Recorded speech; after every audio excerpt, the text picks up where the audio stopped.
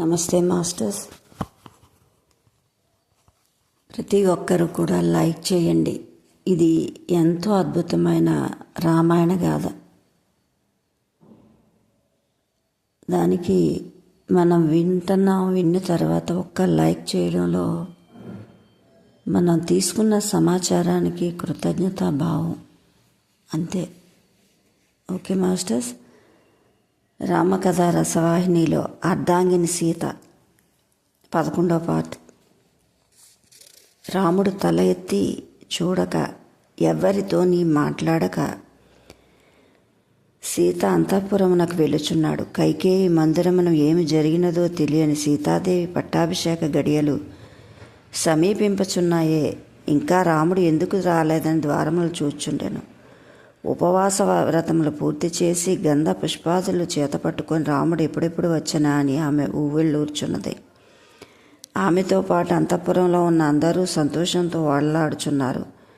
మంగళానంగలు హారతులు సిద్ధం చేసుకొని ఉన్నారు. ఇంతలో అపూర్వంగా అలంకరించి ఉండిన ఆ అంతఃపురంలోకి రాముడు తల వంచుకొని వచ్చుట చూసి దిగ్భ్రాంతి చెందిరి. సీతాదేవి ఎదురేగి చూసి ఆమె నమ్మలేకపోయినది. దేహం గజగజ వణికినది. పెదవులు అదర్చు, ప్రభు ఏమిటిది, ఎట్లా ఉన్నారెందుకు?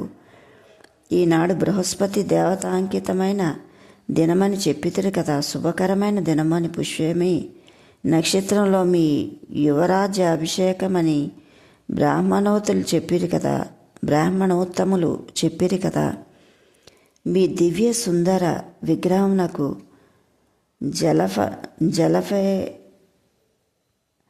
జలఫే ననిబము శతశలాకాయతము అయిన శ్వేతఛత్రము ఎందుకు పట్టలేదు? చంద్రమండలము వలె తలతలలాడుతూ హంసవలే తోచే వింజామరలు మీకు ఎందుకు వీచరైరి? 100 జనాలు స్తోత్రపాఠాలు పలుకలేదెందుకు? నాదా, వేద పారంగతులైన బ్రాహ్మణులు మూర్తాభిషక్తులైన మీ శరమన తేనె పెరుగు పెట్టి అభిషేకం చేయలేదెందుకు?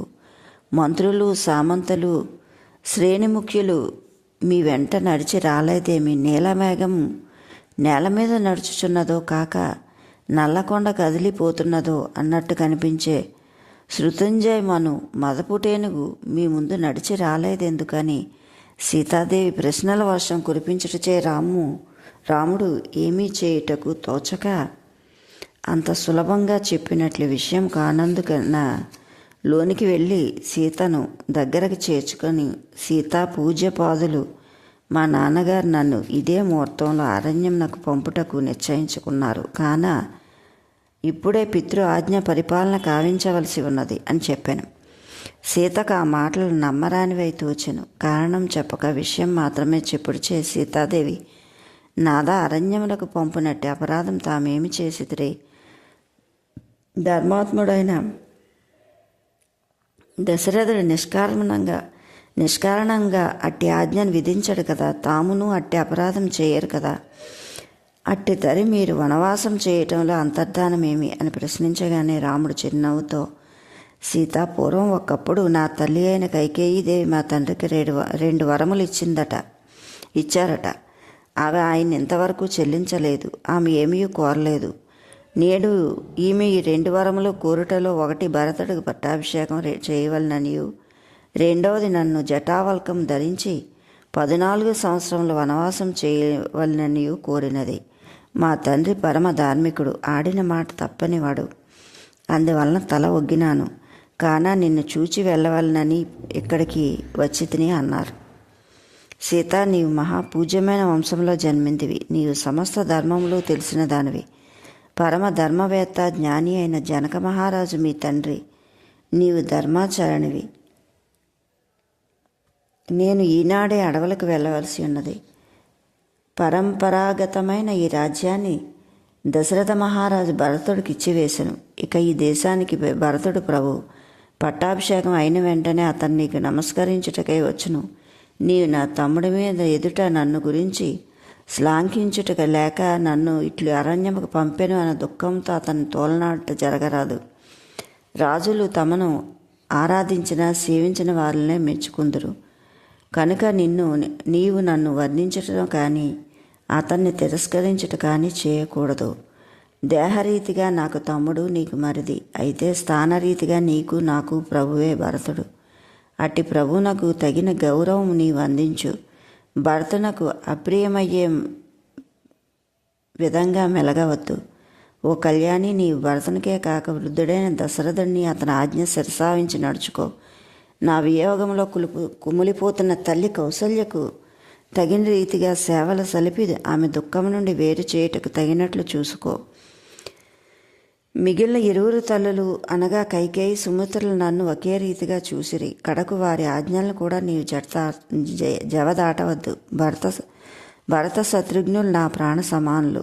వారిని ఇరువురిని నీ తోబుట్టుల వలె లేదా పుత్రుని వలె ఆదరించు. నీ భూమిని నీవు లేక నేను లేనని ఉద్దేశంతో మిథిలాపురమునకు వెళ్ళవద్దు. అయోధ్యందే ఉండి అమ్మా నాన్నలను ఓదార్చుతూ వాళ్ళని తగిన రీతిలో సేవించుచు వారిని సంతోషమును అందించుచుండము. ఇట్లు రాముడు సీతకు కర్తవ్యం బోధించగా సీతకు పట్టరాని నవ్వు వచ్చింది. ఒకవైపు తనకు సిగ్గు వేసినది. అంతటితో తాను ఊరుకుండక, రామా, తాము దశరథ మహారాజు పుత్రుని వలె ఇంత చాటు మాటలు చెప్పుట నేను ఇదివరకు వినలేదు. తల్లి, తండ్రి, తోబుట్టు, కొడుకు, కోడలు మొదలైన వాళ్ళందరూ వారు చేసుకునే పుణ్యపాపములను బట్టి శుభాశుభములు భార్య ఒక్కతే భర్తనే అనుభవించే శుభాశుభంలో భాగం అనుభవించును. దశరథ మహారాజు మిమ్మల్ని అడవికి పొమ్మన్నాడని నన్ను కూడా పొమ్మన్నట్లనే ఆడదానికి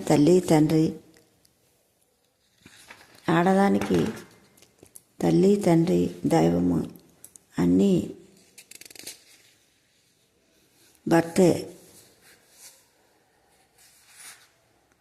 ఆడదానికి తల్లి తండ్రి పోషించగలరు, కొడుకుని ఆదరించగలరు, చెలికత్తె సేవించగలరు. అంతేగాని వారు నాకు దిక్కు కాదు. మీరు పలుకులు నాకు నవ్వు పట్టించుచున్నవి. పెండ్లి కాక పూర్వమే నాకు నా తండ్రి సర్వధర్మంలో బోధించెను. నేను ఆజ్ఞానురాలను కాను, లేక స్వార్థపరురాలను కాను. అంతకంటే మొండితనము నాకు లేదు. సర్వధర్మములు తెలిపిన నాకు మీరు ప్రత్యేక ధర్మములు చెప్పనక్కర్లేదు. నేను ఇక్కడున్నా కదా, అత్త, మామ, మరిది, ప్రభువులను ఏ రీతిగా ఆదరించవలను, సేవించవలను అని యోచించవలను. నేను మీతోనే ఉండున్నప్పుడు ఇతరులను సేవించవలసిన పని నాకేముంది? మీరు చెప్పనవసరం ఏమున్నది? నేను ఆనందంగా మీతో బయలుదేరి వత్తును. అరణ్యవాసం చేయవలనని నాకు ఎంతో కాలం నుండి ఒక తీరని ఆశ కలదు. అది ఈనాడు నా పతిదేవునితోనే ప్రాప్తించుట నా అదృష్టం. మీరు ఈ విషయమును రాకూడదని శాసించినను నేను విన్ను. నా మాట వినలేదని మీరు కోపగింతుడు. త్రాగి పారబోసిన నీరు వలె నన్ను ఇక్కడ విడిచిపోవటం మీకు నీతి కాదు. నా మాట మీరు నమ్మండి. నేను ఒక్క క్షణమైనను అయోధ్యలో ఉండను. మీ వెంటనే తీసుకొని పొండని పాదములు పట్టి ప్రార్థించను. మీరు పట్టాభిషేకం జరగలేదే అని చింత నాకేమాత్రం లేదు. నాకు మీరు ప్రధానం కానీ రాజ్యాభిషేకం ప్రధానం కాదు. మీరొక్కరున్నా అదే నా రాజ్యం, అదే నా భాగ్యం అని బ్రతిమలాడినది. అంత రామచంద్రుడు అడవులున్న సామాన్యం కాదనియు, అందులో క్రూరముఖములు, రాక్షసులు, మహాగజదొంగలు చేరియుందురనియు, అంతేకాక నదులు, దట్టమైన పొదలు దాటవలసి వచ్చినాను. నీవు ఏనాడు నడిచిన దానవు కావు కనుక చాలా శ్రమ పడవలసి వచ్చును అని అనేక రకముల అడ్డు చెప్పుకొచ్చాను. అంత సీత, ప్రభు, ఎట్టి మృగములు ఉన్నాయో, ఎట్టి దట్టమైన అరణ్యం ఉన్నాయో, మీరు నా వెంట ఉండగా అవి నన్నేమీ చేయును. అరణ్యంలో ప్రయాణం చేయటం నాకు బాగా తెలుసు. అవి నాకేమాత్రం బాధనందించవు. నేనే ముందు నడుచుచూ మీకు దారి ఏర్పరచవలెనన్నయు మరింత సంతోషంగా ముండ్లు, రాళ్ళు, కంపలు ఏరి పారవేసి మీకు హాయి కలిగింతును. అట్టి సేవ చేయుటకే నన్ను మీ వెంట పొండు. ఈ అయోధ్య అంతఃపురమున నాకిట్టి సేవ లభించలేదు. అన్ని సేవలు దాసదాసీలు చేయుచుండ నేనెంత విచారించుచుండేదాన్ను. దాసదాసీలు లేని అరణ్యం నా ప్రభు సేవ నేను చేయవలసి ఉండను. అది నా భాగ్యము. అట్టి పవిత్ర అవకాశం నాకు అందించిన ధన్యరాలను చేయవలనని పరిపరి విధములా ప్రార్థించుచు సీతను చూచి రాముడు జాలినొంది, సీత, నీవు చెప్పినట్లు అక్కడ నివసించటం కాదు, ఆనాడు నీవు పడవలసి వచ్చును, యోచించుకోము అని రాముడు అనేక రీతులుగా తెలిపెను. అంత సీత, రామ, మీ వ్రతమునకు నేను ఎట్టి భంగము కలిగించను. మీ మాటలను పట్టి మీరేదియును దాచుకున్నట్లు కనిపించుచున్నారు. నా దగ్గర గుట్టేందుకు? మీతో పాటు వన మధు గంధ సువాసనలు ఆగ్రహిస్తూ కందమూలాలు భక్షించి నీ నామంతో బ్రహ్మచారిణి వ్రతం పాటించును. ఎంతోమందినో కాపాడు ఇనకులపతికి నన్ను కాపాడట చేత కాదా? నేను నమ్మను. నాకది కావాలి, ఇది కావాలి. మిమ్మల్ని బాధించను, మీకెట్టి శ్రమ కలిగించను. ప్రభు, నేను మీతో రాక తప్పదు. మీ పాదముల చెంత పవలింతును, అది నాకు పరమానందం చేకూర్చును. రామ, మీరు తప్ప నేను అన్యులను ఎరగను. మిమ్మల్ని విడిచి నిమిషమైనను ఉండలేను. అట్లు మీరు పట్టుపట్టి నన్ను అయోధ్యలో వదిలి వెళ్ళితిరా. మీరు అరణ్యం చేరక పూర్వమే సీత ప్రాణములతో ఉండదు. అది పరమ సత్యమని కన్నీళ్లతో కలక బారిపోయినది. అప్పుడు రాముడు ఆమెను సమాధానపరచుతూ, సీత, నీవు మహాకులీనవు, ధర్మిష్ఠువు. నీవు ధర్మమును ఆచరించుచు ఎక్కడనే ఉండుట మంచిది. నీకు తోచినట్లు చేయకూడదు, నీకు ఇష్టం వచ్చినట్లు చేయకూడదు.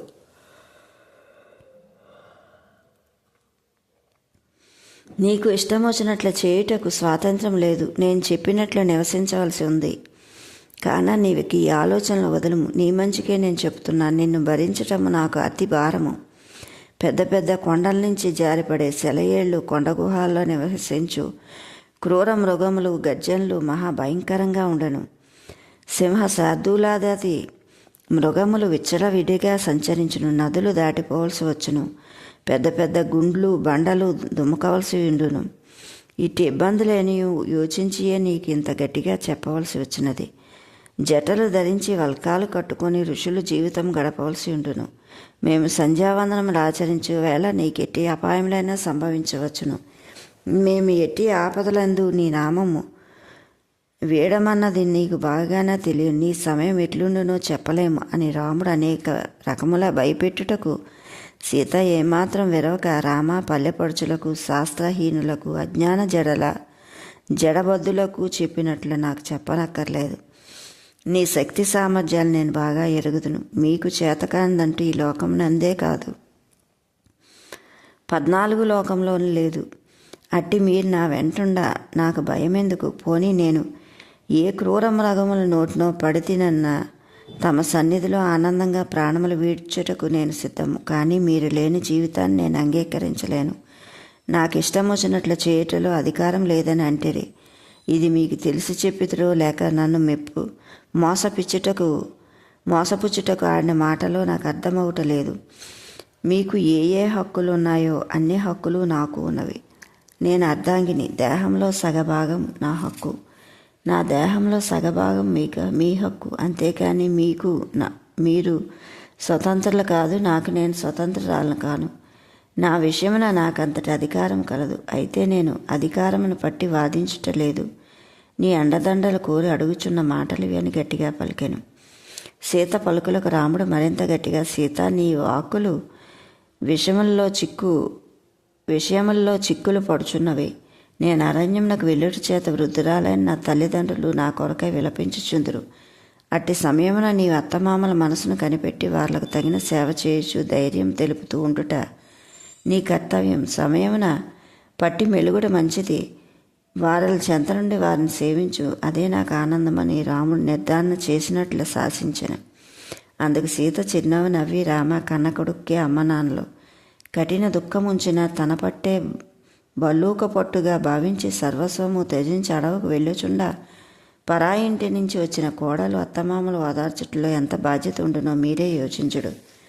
కన్న కడుకుని వీడలేక కారడలకు తాను కూడా వస్తున్న కన్నులు కాయలు కాచినట్లు ఏడ్చినను ఆమెకు పతిసేవయే ప్రధాన కర్తవ్యంగా కన్న కొడుకుపై ప్రేమతో కట్టుకున్న భర్త వదిలి వచ్చుట ఇక్షాకు వంశమునకే తీరని అపకీర్తి అనియు మహాధర్మములు కౌసల్యకు బోధించి ఇప్పుడు నా చెంతకు రాగానే నాకు అత్తమామల సేవయే కర్తవ్యమని బోధించటంలో మీరు ఏది సత్యమో యోచించుడు. సతికి పతి దైవమన్న ఒక కౌసల్యకే కాదు, లోకంలోని సమస్త స్త్రీజాతికే కలదన్న సత్యము మరచితురు కాబోలు. కౌసల్యకి చెప్పిన నీతులు నాకు మాత్రం ఎందుకు అన్వయింపరో చెప్పరైతరి. మీరెన్ని చెప్పినను నేను పతి జాడను వేడను. మీ మాటలను మీరు చెప్పుచున్నారన్న కోపంతో నన్ను వధించినను సంతోషించును, కానీ మిమ్మల్ని వీడి ఉండలేను.